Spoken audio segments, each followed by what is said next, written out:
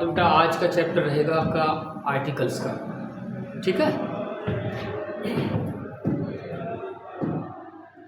जैसा कि आप लोग जानते हो कि आर्टिकल का चैप्टर पार्ट्स ऑफ स्पीच का एक पार्ट जनरली उस रूप में नहीं इसको गिना जाता है, लेकिन इनडायरेक्टली कहीं ना कहीं ए एन और द का आर्टिकल का यूज़ होता है आपका, क्योंकि ये एक प्रकार का एडजेक्टिव भी होता है। तो कहीं ना कहीं पार्ट्स ऑफ स्पीच का ये एक इंडिफरेंट पार्ट आपका माना जाता है, ठीक है।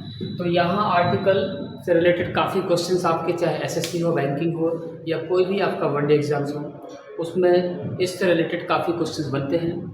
तो मैं आपको इसी चैप्टर की शुरुआत में काफ़ी चीज़ें बताने की कोशिश करूँगा जो एग्ज़ाम ओरिएंटेड क्वेश्चंस बनेंगे आपके, क्लियर। अब देखिएगा, आर्टिकल जनरली हम लोग ये मानते हैं कि आर्टिकल कितना होता है, दो प्रकार का होता है। It is of two types. एक, ये मैं इसके माध्यम से बता दे रहा हूँ, एक को आप बोलते हो इंडेफिनिट, और सेकंड आपका होता है डेफिनिट। और इंडेफिनिट आर्टिकल भी आपका कितने प्रकार का होता है, इसके टू टाइप्स होते हैं। ऐसे मान लीजिएगा ए और एन कह लीजिए, और डेफिनिट का आपका प्रकार हो जाएगा बी या दा भी बोल सकते हो आप इसको, क्लियर। तो ये है आपका। तो आर्टिकल कितने प्रकार के होते हैं, आप दो मान लीजिए, या दो ही कहा जाता है इसको, डेफिनिट और इंडेफिनिट। इंडेफिनिट के दो अलग अलग टाइप्स हैं आपके, ए और एन, दोनों का हालांकि समान अर्थ होता है। और जो डेफिनिट लिखा हुआ उसका अर्थ होता है, और डेफिनिट का मतलब निश्चित, और इसका एक ही टाइप होता है जिसको हम लोग प्रोनाउंस करते हैं डी या द। दोनों तरीके से सही है, वो डिपेंड करता है कैसे किसी चीज़ पर जब जोर दिया जाता है तो वहाँ पर दा की जगह हम लोग दी प्रोनाउंस करते हैं। और जनरल मूड में आप बोलते हो किसी के लिए, वो डेफिनेट चीज़ है, वो चाहे सिंगुलर नाउन हो, चाहे काउंटेबल, चाहे प्लूरल हो, उसके लिए हम लोग जनरल सेंस से बोला जाता है तो उसको प्रोनाउंस करते हैं हम लोग दा, क्लियर है। चलिए मैं इसके बारे में एक चीज़ और बता दे रहा हूँ कि इंडेफिनिट आर्टिकल के जो आपके दो टाइप्स हैं आपके, इनको किस तरीके से दोनों में अंतर आपको फाइंड आउट करना है। जनरली होता क्या है कि हम लोग ए और एन में अंतर अक्सर हम लोग इसी में गलतियां करते हैं हम लोग। तो आप देखिएगा, मैं थोड़ा सा इसे बता दूं आपको। ए तथा एन में अंतर, अर्थात the difference between a and an, दोनों के बीच में कितना अंतर है आपका, अर्थात ए का यूज़ कहाँ करना है, एन का यूज़ कहाँ करना है। ये सारी चीज़ें बचपन से हम लोग जो पढ़ते आते हैं वो थोड़ा सा एक टेक्स्ट बुक के अकॉर्डिंग होता है, या ऐसा कह लीजिए कि जितना आपका सिलेबस या कोर्स में जितना होता है उसी के अकॉर्डिंग जनरली हम लोग पढ़ते हैं। मैं उसको थोड़ा सा प्रीवियस नॉलेज के हिसाब से चर्चा कर दूँ। जैसा कि आपको मालूम है कि जितने भी आपके वोवेल्स इंग्लिश में होते हैं 5 होते हैं ये आपके, और जनरली इनसे स्टार्ट होता है कोई भी सिंगुलर काउंटेबल नाउन, तो उसके पहले हम लोग एन जनरली इस्तेमाल करते हैं, और बाकी के वर्ड के पहले हम लोग एन ए लगा देते हैं। ये जनरली हमारा एक जनरल रूल है आपका। तो आप इस तरीके से इसको फाइंड आउट करते हो, एक तरीके से गलत नहीं है, लेकिन आप जब कंपटीशन लेवल पर आ जाओगे तो सारी चीज़ें उनको आप डिफाइन करने के लिए इससे आपका काम चलने वाला नहीं है। इसलिए मैं एक आपको दो रूल ऐसे बता दे रहा हूँ जो कहीं ना कहीं आपके ए और एन में जो डिफरेंस है आपका उसको इतना क्लियर कर दिया जाएगा जिससे कि आपको कभी ए और एन में जब भी यूज़ करना हो तो उसमें ये प्रॉब्लम क्रिएट ना हो। देखिए मैं रूल बता दे रहा हूँ, ये आप नोटिस कीजिएगा इस चीज़ को, ठीक है। तो पहला रूल आप देखिएगा, पहले रूल में है क्या कि ए और एन में अंतर, मतलब आपको ये कन्फर्म है कि इंडेफिनिट आर्टिकल आना है और ए लगाया जाए या एन लगाया जाए इसका निर्धारण नहीं कर पाते हो आप, तो उसमें मैं एक अंतर बता दे रहा हूँ। तो पहला इसी के लिए रूल आपका ये है, आप हिंदी के अकॉर्डिंग थोड़ा समझ लीजिएगा और वो हमेशा आपके लिए बेनिफिशियल हो जाएगा। जब किसी इंग्लिश वर्ड के पहले ए या एन लगाना है, इसका निर्धारण करने के लिए किसी भी इंग्लिश वर्ड का, वो चाहे ए टू जेड, अर्थात आपके जो 26 आपके जो लेटर्स आपके हैं इनमें से आपका किसी भी अक्षर से, किसी भी लेटर से वो स्टार्ट होता हो वर्ड, बशर्ते वो कैसा हो, सिंगुलर हो, काउंटेबल नाउन हो, और आपको ये कंफर्म है कि ए लगाना है या एन लगाना है, इंडेफिनिट आर्टिकल यहाँ पर प्लेस करना है, तो आप श्योर नहीं हो पाते कि क्या करा जाए।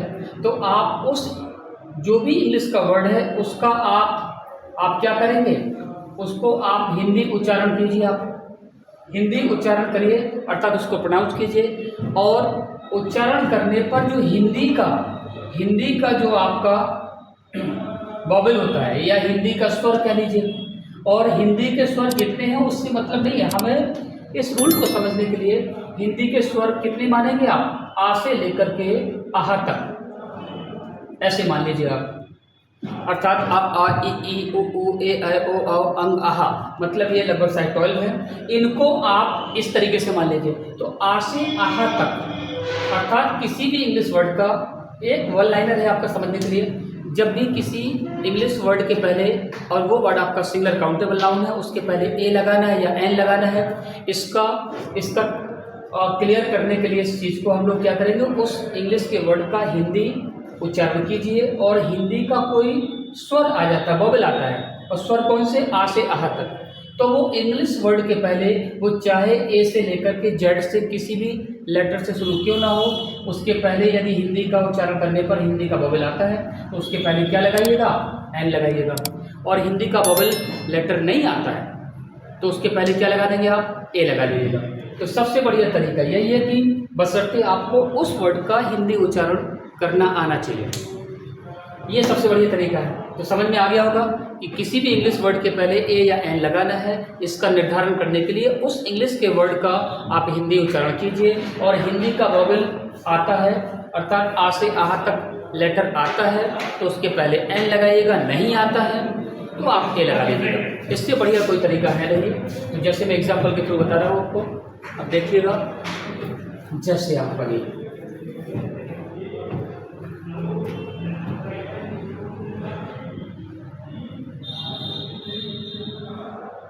देयर इज आ या एन, जो भी अभी मैं दोनों लिख दे रहा हूँ,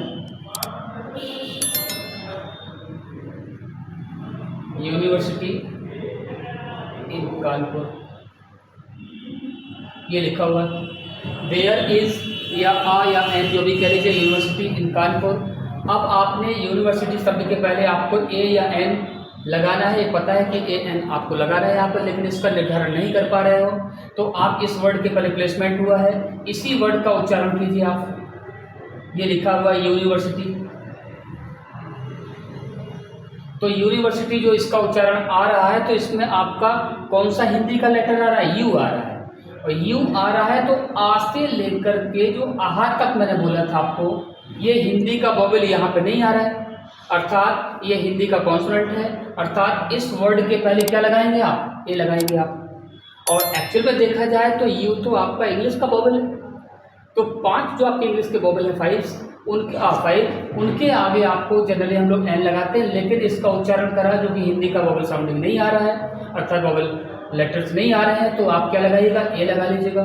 और भले ही वो इंग्लिश के ए से लेकर के जेड तक किसी भी अक्षर से क्यों शुरू ना हो, बस ये आपको ध्यान देना है। इसी तरीके से दूसरा एग्जाम्पल दे दे रहा हूँ मैं, आसान है समझना, बशर्ते आपका उच्चारण सही करने का तरीका आपको मालूम हो। और इंग्लिश की बहुत बड़ी खासियत ये है कि यदि हमारा प्रोनाउंसिएशन अच्छा नहीं होता है तो इंग्लिश में तमाम ऐसे वर्ड्स हैं जहाँ पर आर्टिकल को प्लेस करना होगा, वो गलतियाँ होने की संभावना हो जाती है। देखिएगा, जैसे मैं कह दूँ, ही इज़ अ या one an one eyed boy, एक ये लिखा हुआ है, ही इज़ अ या एन वन आइड बॉय। अब ये वन आइड लिखा है, हालांकि ये एडजेक्टिव है, ये नाउन है, आर्टिकल आता हमेशा सिंगुलर काउंटेबल नाउन के लिए है, लेकिन उसके पहले बाय द वे एडजेक्टिव लिखा है, तो वो आर्टिकल एडजेक्टिव के पहले प्लेस होगा और उसी वर्ड का उच्चारण करना पड़ेगा जिसके पहले इसको रखा जा रहा है। ये ध्यान दीजिएगा, काफ़ी बच्चे ध्यान देते हैं कि जिसके लिए आता उसी के पहले उसी का उच्चारण देखा जाए। हाँ, इसके पहले एडजेक्टिव ना होता तो फिर इसी का उच्चारण देखा जाता। अब यहाँ पर वन आइड लिखा है, ये एडजेक्टिव है, तो इसी के पहले प्लेस करना है। आपको मालूम है कि आर्टिकल ए एन लगाना है, बट ए आई या एन क्योंकि वोवेल लेटर है उससे स्टार्ट है, तो इसका उच्चारण आप वन का करेंगे तो क्या हो जाएगा, वन। तो वह आ रहा है आपका, और वह आपका लेटर जो क्या है, हिंदी का कॉन्सोनेंट है, ना कि आपका वोवेल साउंडिंग लेटर। इसलिए आप यहाँ पर इंग्लिश के हिसाब से तो आपका वोवेल है, लेकिन हिंदी के हिसाब से इसका उच्चारण क्या आता है, कॉन्सोनेंट आता है, इसलिए इसके पहले क्या आ जाएगा, आर्टिकल, और ये कैसा हो जाएगा, गलत। अर्थात he is a one eyed boy. Clear है? तो ये सारी चीज़ें हैं तो मुझे लगता है समझ में आ गया होगा ये कि किसी भी इंग्लिश वर्ड के पहले जो सिंगुलर काउंटेबल नाउन है उसके पहले एडजेक्टिव लिखा हो चाहे एडवर्ब लिखा हो, जिसके पहले आपको ए या एन का यूज़ करना है। तो कन्फ्यूज़न होता है कि ए लगाया जाए या एन लगाया जाए। इसका सबसे बढ़िया तरीका यही है कि उस वर्ड का हिंदी उच्चारण कीजिए और हिंदी का उच्चारण करने पर आ से लेकर के आहा तक यदि ये लेटर्स आते हैं तो उसके पहले एन लगा लीजिएगा, नहीं आता है तो ए लगा लीजिएगा। क्लियर? तो इसी तरीके से आपका ये सारी चीज़ हो जाएगी। तो एक रूल आपका ये है और सेकंड आपका रूल और भी देख लीजिएगा। सेकंड आपका ये कहता है कि जब भी कोई एब्रिविएशन या कोई भी शॉर्ट फॉर्म करे, जो संक्षिप्त रूप बोलते हैं उसको हिंदी में, जैसे कोई भी एब्रिविएशन, कोई भी एब्रिविएशन होता है अर्थात जो शॉर्ट फॉर्म होता है वो हमेशा कैपिटल लेटर से ही स्टार्ट होता है। पहले तो इसका नेचर देख लीजिएगा कि एब्रिविएशन कैसा होना चाहिए। कोई भी शॉर्ट फॉर्म होता है और उसका उच्चारण यदि किया जाता है तो यदि उस शॉर्ट फॉर्म का प्रोनाउंसिएशन या उच्चारण करते हो आप, तो उच्चारण करने पर है, और यदि जितने भी आपके लेटर्स हैं मैं लिख दे रहा हूँ, इन लेटर से स्टार्ट होता है कोई भी एब्रिविएशन या शॉर्ट फॉर्म, तो उसके पहले आप क्या लगाइएगा? एन लगाइएगा। ठीक है? तो दूसरा रूल आपका ये है, तो मैं पहले लिख दूँ लेटर ए हो जाएगा ई आई ओ यू, बल्कि यू नहीं है, A E I O F L N N R S और एक्स, ये इतने लेटर्स आप नोट कर लीजिएगा। ठीक है? इसमें आपके जो इंग्लिश के वोवेल है उसमें यू को छोड़ दीजिएगा, बाकी शुरुआत के 4 आप मान लीजिएगा। और एफ एल हो गया, एम हो गया, एन हो गया, आर हो गया, एस हो गया, एक्स हो गया, इतने लेटर्स, इतने अक्षरों से आपका कोई भी इंग्लिश का शॉर्ट फॉर्म या एब्रिविएशन स्टार्ट होता है, उनका कम से कम पहला लेटर इन्हीं में से होना चाहिए। सेकंड या थर्ड 3-4 लेटर का वो एब्रिविएशन बना है तो इन्हीं में से अगले आ जाए उससे कोई मतलब नहीं है, लेकिन कम से कम पहला लेटर इन्हीं में से स्टार्ट होना चाहिए। तो उस एब्रिविएशन या शॉर्ट फॉर्म के पहले भी क्या लगाइएगा? एन लगाइएगा। ठीक है? तो दूसरा रूल आपका ये है, तो एग्जाम्पल के तौर पर बता दे रहा हूँ, बहुत आसान है, कठिन नहीं है ये मान लीजिए आप। तो आपका ए एन वाला जो आपका जो थ्योरी कह लीजिए आप, जो सिद्धांत है आपका, ये कभी भी आपको ये लॉजिक परेशान नहीं करेगा। तो आप देख लीजिए, आप जैसे मैं कह दूँ कि I am an M A या he is an L I C officer, ये लिखा हुआ है।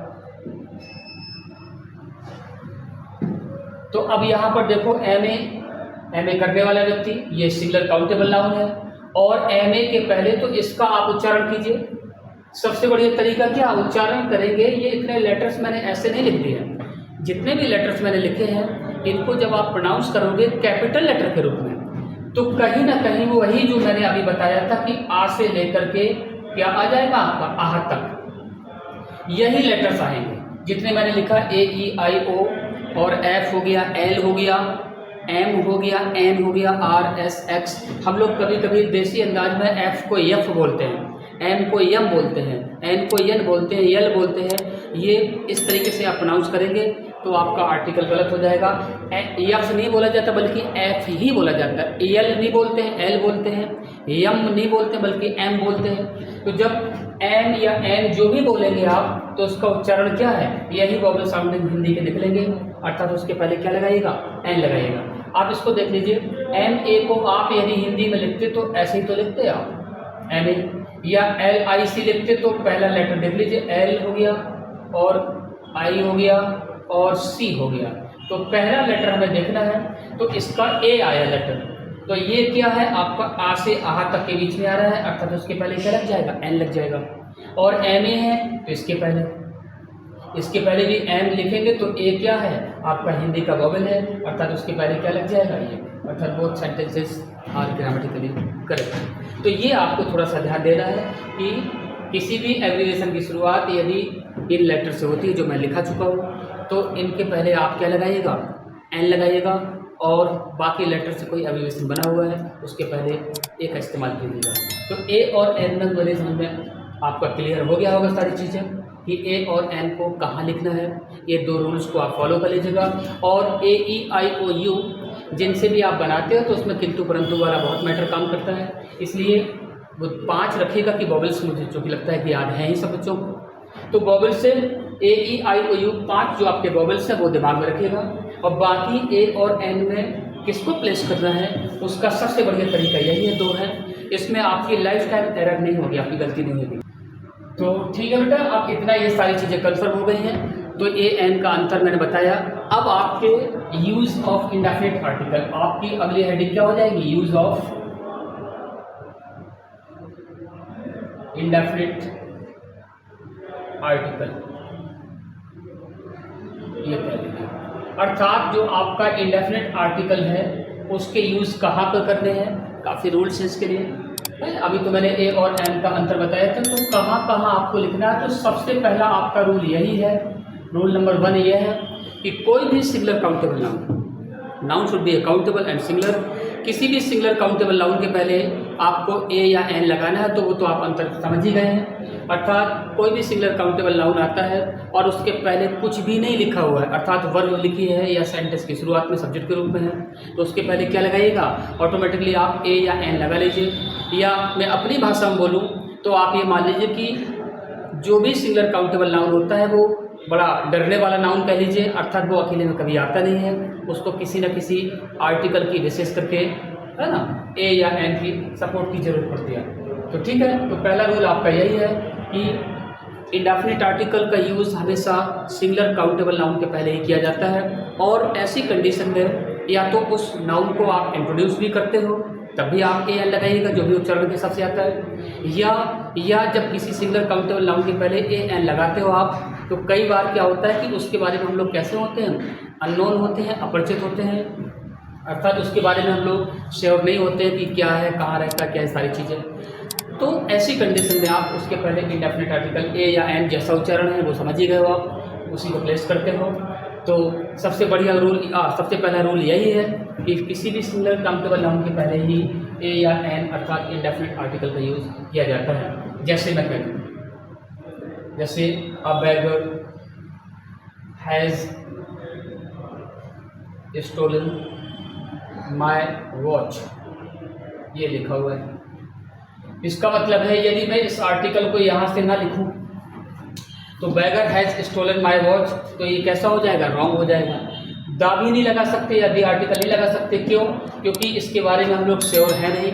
अर्थात इसका मतलब ए के कई अर्थ होते हैं। ए का मतलब ए भी होता है, मतलब वन भी होता है, एक तो होते हिंदी में, वन भी होता है, और पर भी होता है, ईच भी होता है, एवरी भी होता है, तमाम इसके अर्थ हैं। अर्थात यहाँ पर ये कैसा है, इसका मतलब है कि किसी भिखारी ने मेरी वॉच को चोरी कर लिया है, तो उस बैगर के बारे में आप कैसे हो, श्योर नहीं हो, अर्थात उसके बारे में आपको पता ही नहीं कि वो कहाँ रहता, क्या है, ये सारी चीज़ें आपको मालूम है कि यहाँ ढेर सारे भिखारी थे, किसी भिखारी ने आपकी घड़ी को चुरा लिया है। तो यहाँ पर आप कुछ आर्टिकल नहीं लगाते तो गलत था।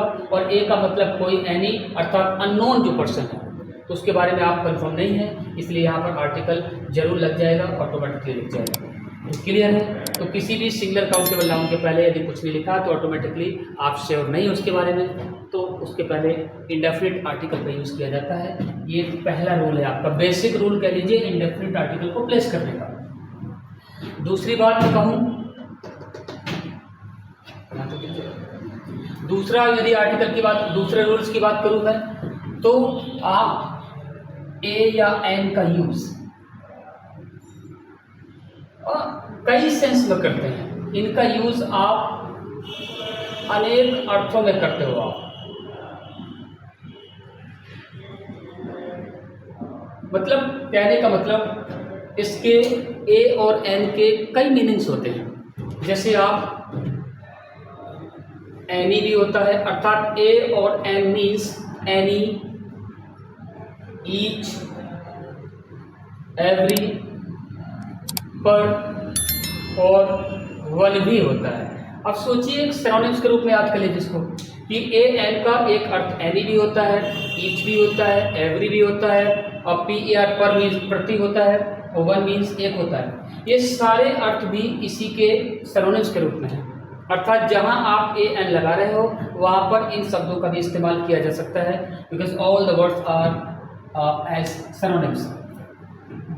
तो ये सारे वर्ड्स हैं आपके, तो इनको इस रूप में भी यूज़ कर सकते हो, अर्थात डिफरेंट सेंस में भी इसका यूज़ ए एन का करते हो आप। जैसे एग्जाम्पल के लिए देखिएगा, जैसे मैं कह दूँ कि a cow has 4 legs, ये लिखा हुआ है।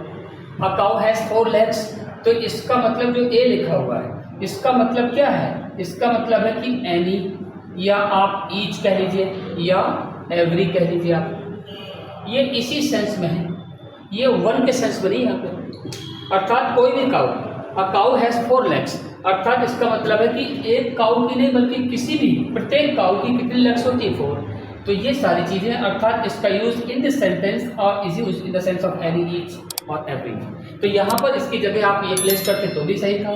तो कहने का मेरा मतलब है कि ए एन के यूज़ अलग अलग सेंस में भी होते हैं, अलग अलग अर्थों में भी होते हैं। क्लियर है? तो एक आपका मैंने एग्जाम्पल ये दे रखा है, और मैंने कहा था कि ए एन का यूज़ पर के सेंस में भी कर सकते हो आप। तो जैसे मैं कह दूं कि ही अर्न्स 20,000 रुपीज अ मंथ, ये लिखा हुआ है 20 डिजिट में भी लिख सकते थे आप, 20,000 रुपीज अ मंथ। तो ही, बल्कि लेटर्स में लिख सकते थे, तो he earns 20,000 rupees a month. आ का मतलब यहाँ पर क्या सेंस है आपका? पर, अर्थात आ मंथ भी सही है, पर मंथ सही है। और आपकी एरर कैसे आती है? मंथली लिख करके आती है। मंथली यहाँ पर नहीं आएगा, क्योंकि मंथली एक एडवर्ब एडजेक्टिव है और उसके बाद नाउन आता है। तो यहाँ पर क्या है? ही अर्न्स 20,000 रुपीज अ मंथ या पर मंथ, अर्थात एक का यूज इसमें किस सेंस में हुआ? पर के सेंस में। तो एक सिनोनिम के रूप में है, ये भी सही है, चाहिए लगा लो चाहिए, क्योंकि आर्टिकल का चैप्टर है तो आर्टिकल वाला एग्जाम्पल बता दे रहा हूँ। क्लियर हो गया होगा? तो इसी तरीके से आपके ए के यूज ईच या वन पर के सेंस में बताया, एवरी के अर्थ बताया, और मैंने वन भी कहा था। जैसे मैं कह दूं कि आई हैव अ पेन, अब इसका आई हैव अ पेन, और चाहे कह लीजिए आई हैव वन पेन, तो ये भी सही है, ये भी सही है। अर्थात ए का अर्थ क्या है यहाँ पर? वन, मेरे पास एक पेन है, चाहे उसको ऐसे लिख लीजिए चाहे ऐसे लिख लीजिए, अर्थात both words are grammatically correct. तो ये सारी चीज़ें हैं, इनको थोड़ा सा ध्यान दीजिएगा कि ए या एन का यूज़, और ये भी ध्यान देना है कि इसका उच्चारण करते हो आप तो ए आएगा, एन आएगा, ये आपको पहले से क्लियर हो ही गया है। ठीक है? तो ये सारी चीज़ें हैं। तो यहाँ पर इंडेफिनिट आर्टिकल के यूज़ जो मैंने लिखा है, तो मैंने 3-4 लिखा, बाकी जो आगे टॉपिक का हिस्सा है उसको अगली क्लास में बता दिया जाएगा। क्लियर? ओके।